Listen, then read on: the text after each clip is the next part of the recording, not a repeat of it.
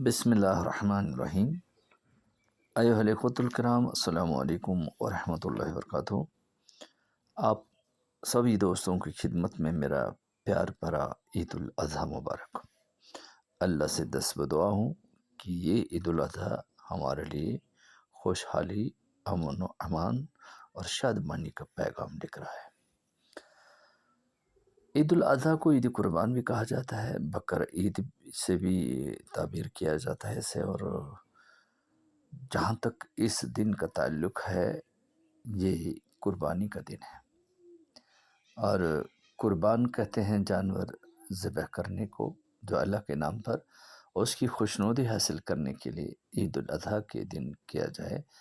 اس معنی کو ادا کرنے کے لیے قرآن مجید میں خاص طور سے 3 الفاظ استعمال کیے گئے ہیں۔ ایک نسک، ان صلاتی و نسکی، دوسرے نہر، فصل لربک ونہر، اور تیسرے قربان، عز قربا قربانہ۔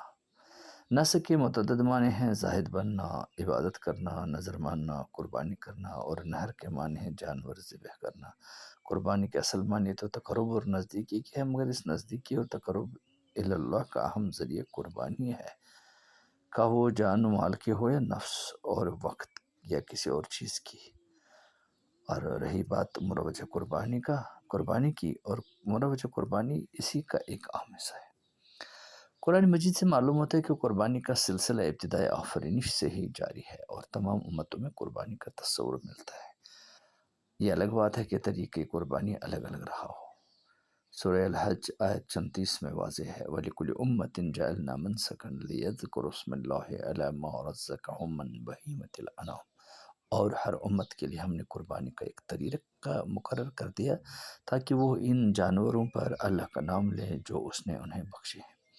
تاہم اس قربانی میں جو سوز و ساز پیدا ہوا ہے وہ اسوہ ابراہیمی کا نتیجہ ہے۔ جب مسلمان قربانی کرتا ہے تو وہ ایک عبادت کی ادائیگی تو کرتا ہی ہے، سنت ابراہیم کو زندہ کرنے کا ثواب بھی حاصل کرتا ہے۔ اس کے لیے اسلام نے جن دنوں کا تعین کیا ہے وہ وہی دن ہیں جن میں حضرت ابراہیم علیہ السلام نے اپنی تاریخی قربانی کی تھی اور عشق الہی کا ایک ریکارڈ قائم کیا تھا۔ ترمذی کی روایت ہے کہ حضور صلی اللہ علیہ وآلہ وسلم سے پوچھا گیا: ما هذه الاضاحی، یہ قربانی کیا ہے؟ تو فرمایا: سنت ابیکم ابراہیم، یہ سنت ہے تمہارے باپ ابراہیم علیہ السلام کی۔ سورہ صافات میں ان کی قربانی کا دلگداز واقعہ پوری تفصیل کے ساتھ مذکور ہے۔ اس کا خلاصہ یہ ہے کہ جب حضرت ابراہیم علیہ السلام اپنی قوم سے مایوس ہو کر خاندان و قبیلہ، خویش و اقارب سے کٹنے کے بعد ہجرت کر گئے تو اولاد کی کمی کا احساس شدت سے ہونے لگا۔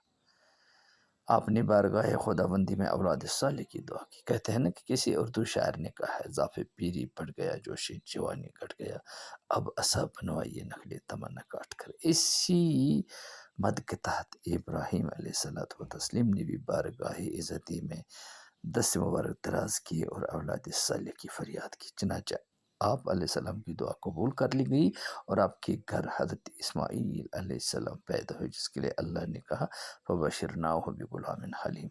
جب سن شعور کو پہنچے تورات کے بیان کے مطابق 13 سال کی عمر کو، تو حضرت ابراہیم علیہ السلام نے خواب میں دیکھا کہ اللہ کا حکم ہے کہ اسماعیل علیہ السلام کو اپنے رب کی خاطر قربان کرتے ہیں۔ خواب اگرچہ خواب تھا، لیکن آپ بغیر کسی پس و پیش کے اس خواب کو حقیقت کا روپ دینے کے لیے اٹھ کھڑے ہوئے اور حضرت اسماعیل علیہ السلام سے کہا: بیٹے، میں خواب دیکھتا ہوں کہ تجھے ذبح کر رہا ہوں، تو تم بھی غور کر لو کہ تمہاری کیا رائے ہے۔ اسماعیل علیہ السلام اطاعت و فرما برداری میں خود بھی کچھ کم نہ تھے۔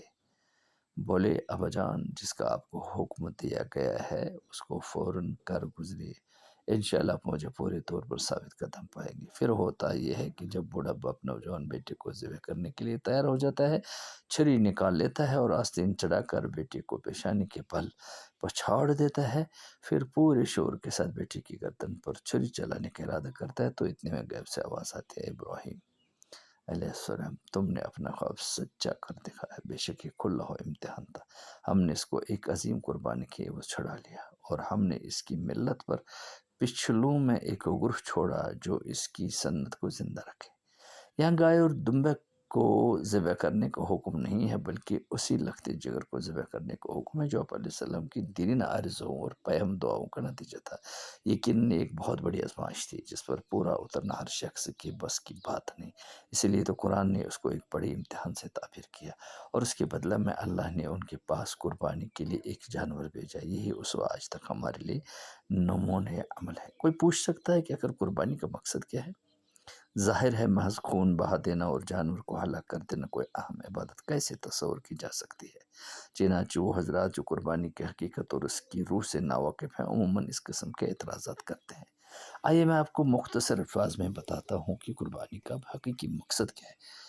دوستو، قربانی کا ایک بنیادی مقصد یہ ہے کہ انسان اللہ سے بے پناہ محبت اور تعلق کا اظہار کرے۔ وہ اس کی محبت کو دنیا کی تمام چیزوں کی محبت پر ترجیح دے اور وہ اس کے لیے اپنے محبوب سے محبوب چیز کو قربان کرنے میں دریغ نہ محسوس کرے، اور خود کو اللہ سے اتنا جوڑے کہ جس وقت اسے جس کام کا حکم دیا جائے وہ فوراً اس کو عملی جامہ پہنا دے۔